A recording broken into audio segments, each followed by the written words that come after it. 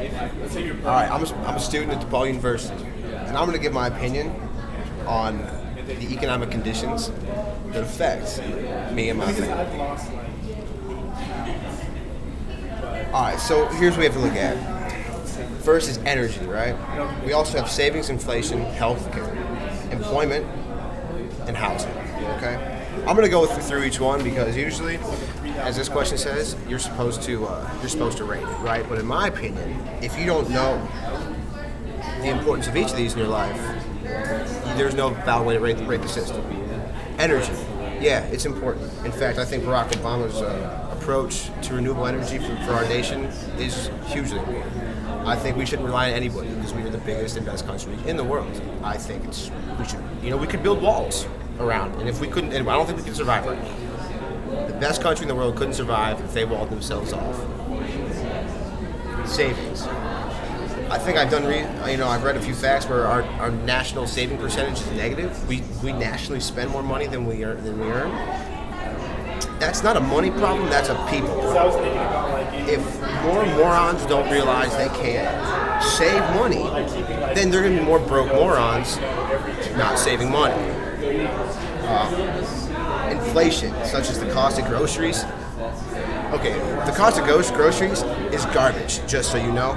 The fact of the matter is that I have to spend $6 for a container of cheese is absurd. It came from a cow on my homeland. It's stupid. It's stupid. Inflation doesn't affect my cost of groceries. Taxes and all the other small, intricate pieces of literature and bureaucracy that affect my groceries, I'm mad at. Inflation, in my opinion, it's an economic variable that is dealt with and measured by professionals. Unfortunately, I don't know all the considerations, but I can tell you my inflation, and what I can see in inflation is how much my currency is worth. How much is my American dollar worth compared to the peso or the euro? That's all I see it as. And unfortunately, not very much right now as they answer the question. Healthcare? Oh, this is a good one. Healthcare. I had knee surgery. It cost me $20,000 last year. $20,000 for surgery, and that's mainly because all these doctors are already paying the money for their own medical malpractice. So they already have to charge me extra because of mistakes they probably didn't even make. It wasn't even their fault. My dad busted his nose on the curb because he fell and tripped when he was visiting me in Chicago. It cost him $3,000 for a Band-Aid, an X-ray, and some ibuprofen. That is absurd to me. Unfortunately, I think healthcare does no longer costs.